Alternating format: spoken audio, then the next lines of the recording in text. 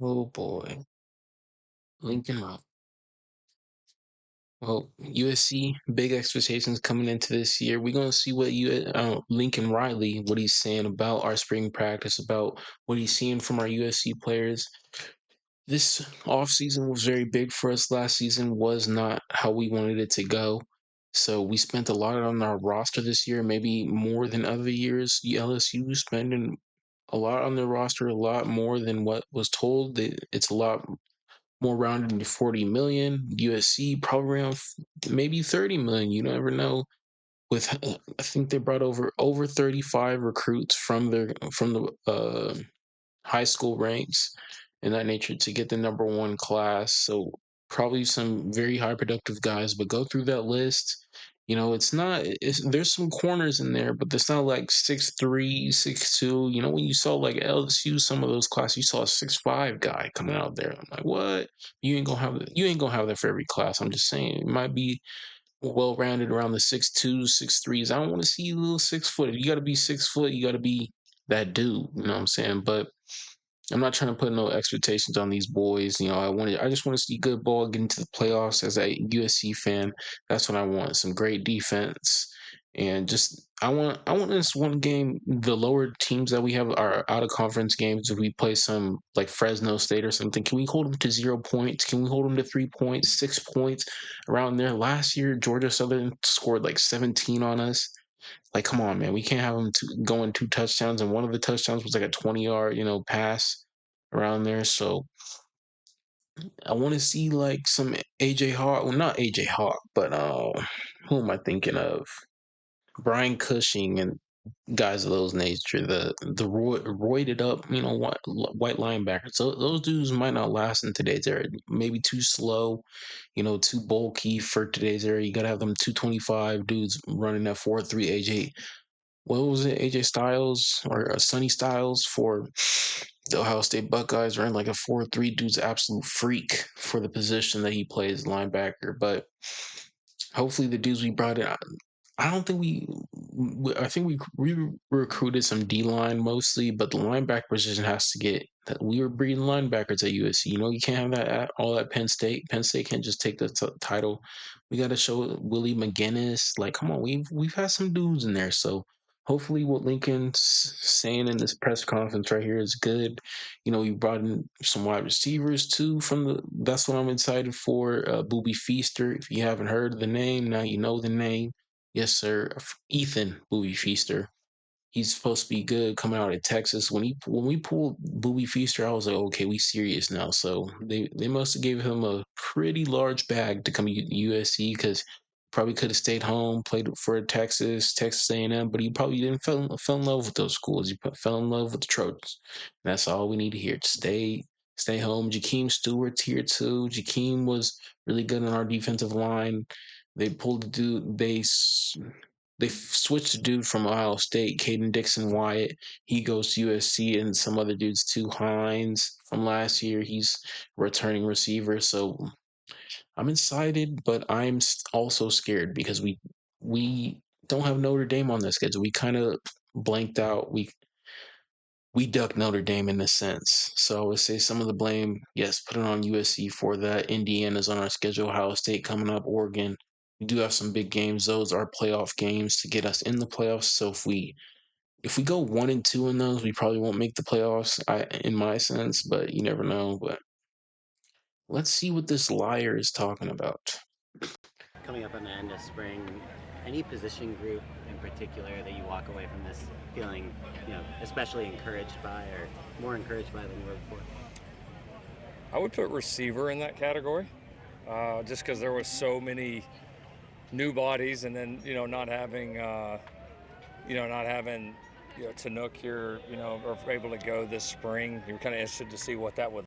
Hines is Tinook Hines. That's his name, but I didn't know he was hurt.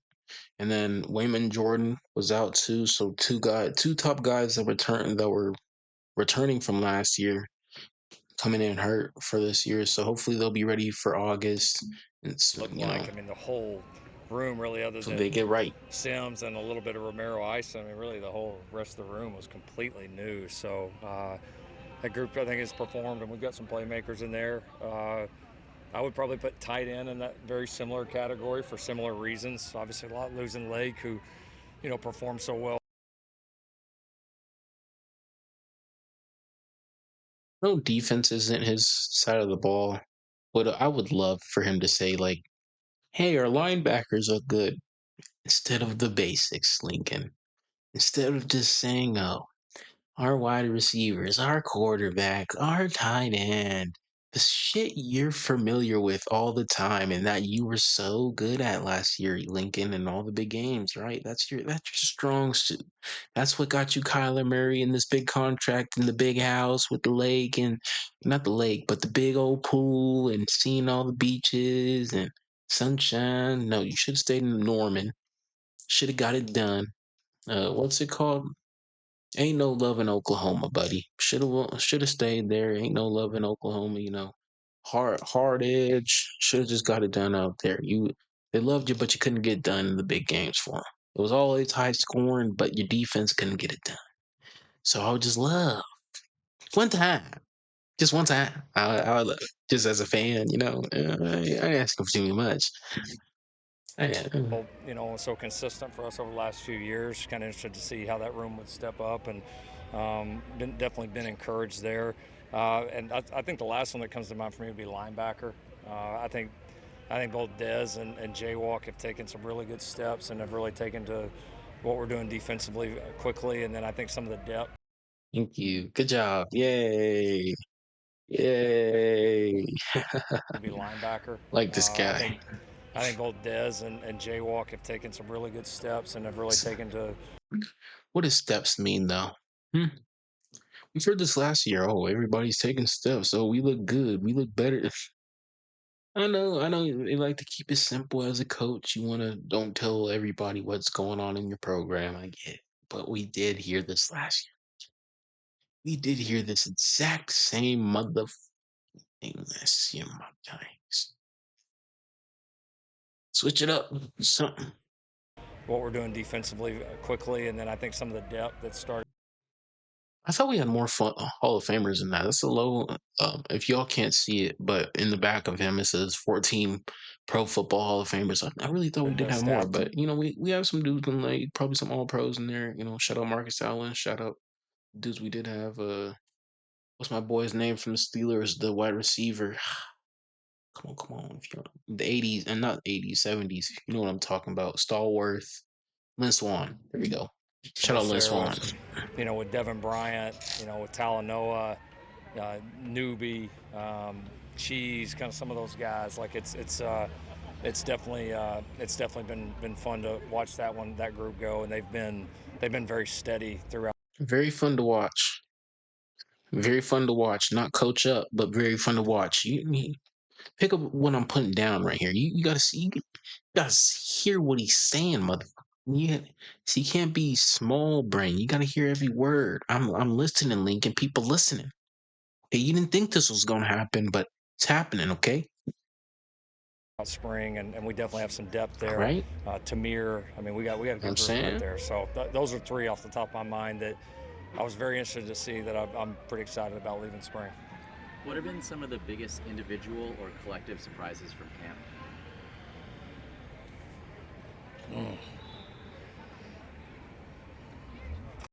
Why he look like that? It's not. Yeah, bro. Like he thinking of dinner or something. Got a steak on his mind, bro. He just asked you biggest surprises of camp. Salivating.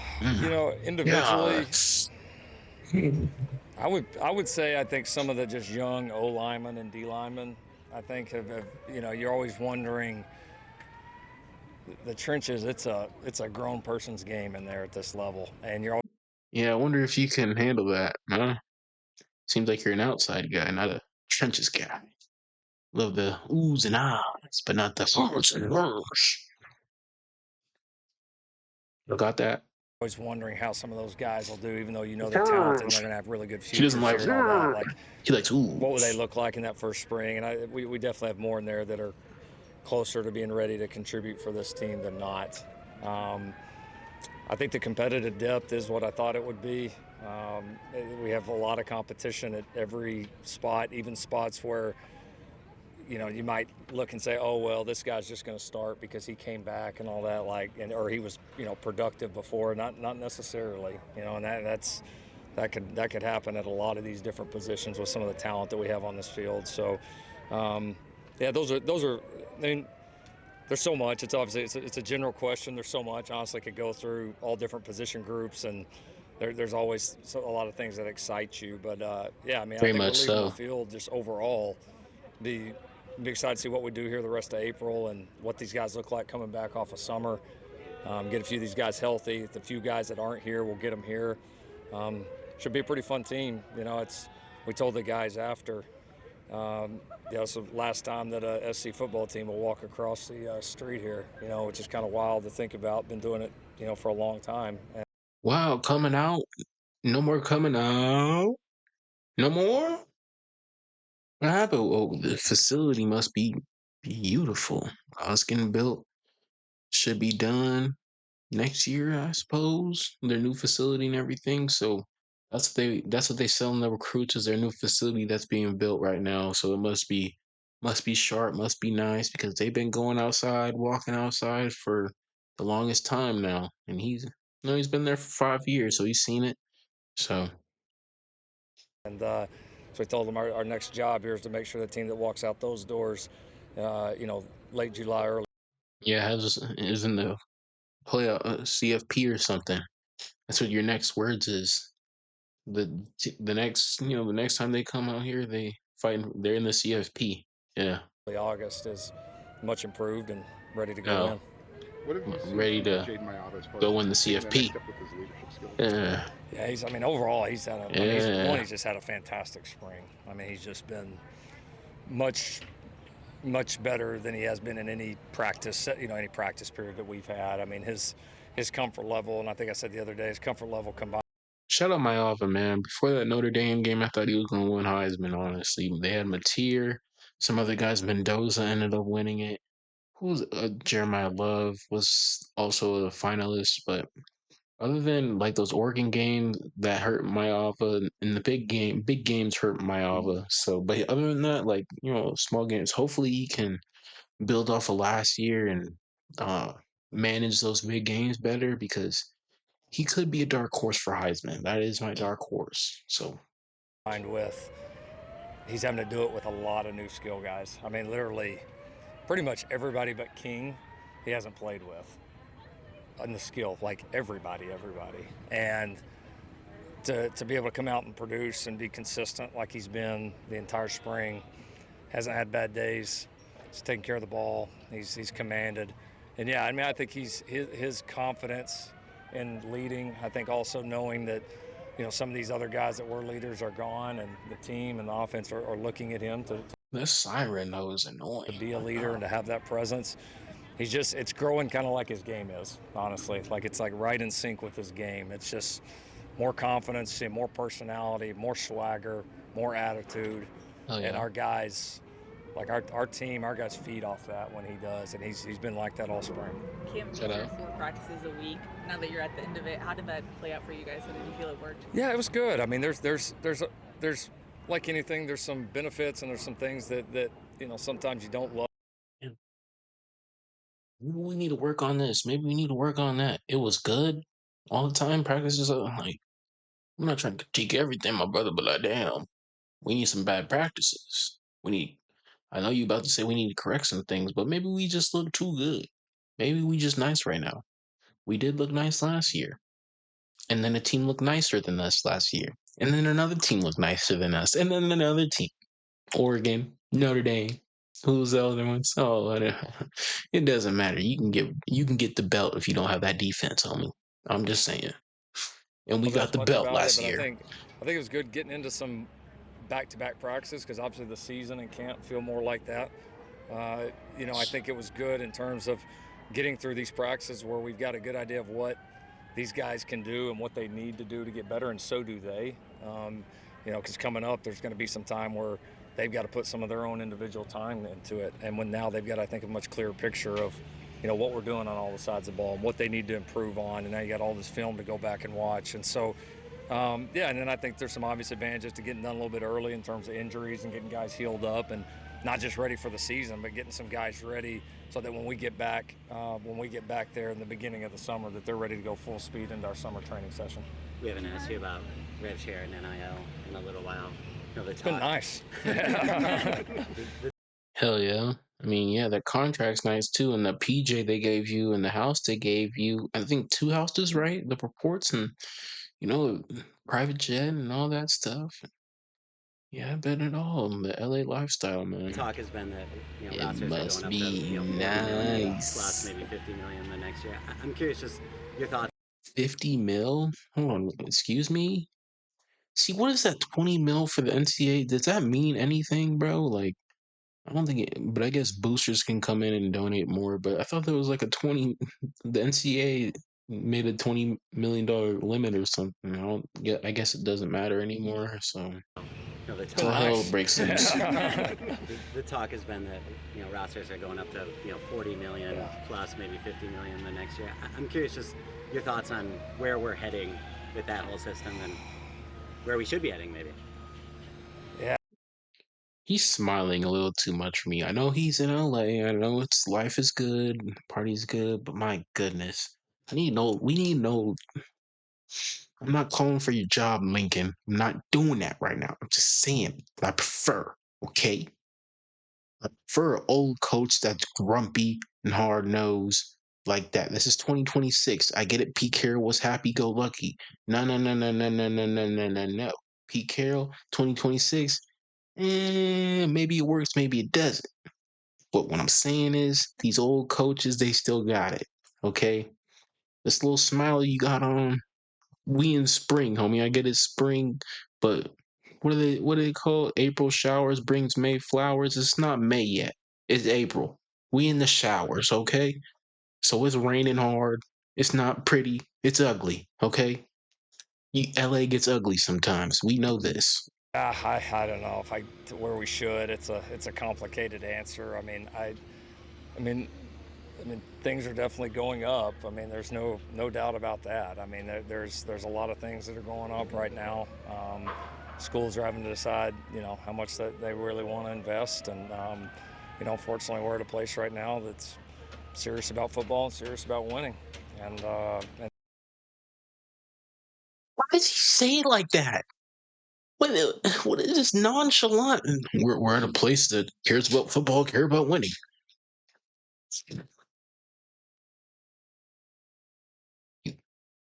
That was a little too nonchalant for me. I may be tripping right now. But what? schools are having to decide, how much that they really want to invest, and fortunately, we're at a place right now that's Body language, homie. Read body language. Fortunately, we're at a place that just cares about football and cares about winning. Would you want to be at Georgia Southern? Like, where you want to be at? Louisiana Tech? You want to be at UCLA? Is that where you want to be? Where they care about basketball first and then the football? That's where you wanted to go. You got the schools mixed up, right? Right? Is that what we're doing? I don't know, man. You just serious about football and serious about winning, yeah. and so That might be Lincoln though. That just might be Lincoln. He just a little nonchalant. Dude, LA is just for him because nonchalant's right up people's alleys. So don't take it to heart. You know what I'm saying? yeah, I mean, listen, I've just become. We've been so used to change that like our job is just to adapt and do the best we can here at SC, and I have some personal feelings about it. Yeah, I'm sure everybody does in some form or fashion. Solutions aren't easy right now, and I think, yeah, we're in the middle of just Solutions aren't easy. It's very easy for LSU for some reason. They Louisiana, homie. Okay, you USC LA. It should be, when it comes to money, it shouldn't be a problem. It shouldn't be no you should be like Lane Kiffin out there. Hey, we spending money and we don't care. We spend it and we're open about it. We're vocal about it. We need to be like that too. USC's not like that. We need to be like, hey, we're spending money on rosters too. Miami's more vocal too. Hey, we're spending money on our rosters. Alabama is like, we Alabama, so In a couple years, I don't know about these boosters. I don't know how long this money gonna last. How ROI, how long this money gonna last? For these players. They don't. It's Alabama. That's all I'm saying.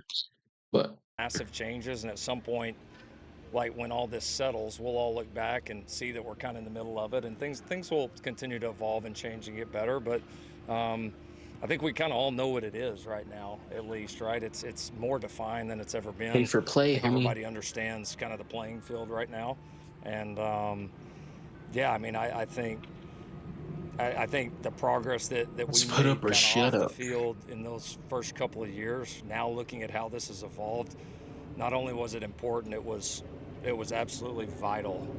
Had some of those things not happened here, we wouldn't be in the position that we're in right now. Elijah Newby said that the defense had gotten so many takeaways this spring that he lost count. Just curious, just in general, how did the defense do in your eyes in that regard?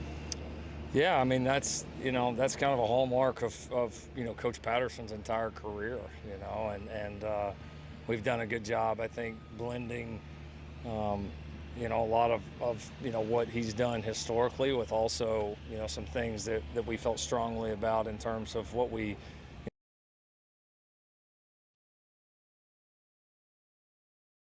What did you feel strongly about on the defense? Hmm. What do you feel strongly about on the defensive side that you wanted to tell Gary Patterson? I know I don't know the ins and outs of defense, but I saw what was last year, and What my we've done God, previously, and hold and on, hold on, Lincoln. I'll get back to you in a second, but I saw last year's defense.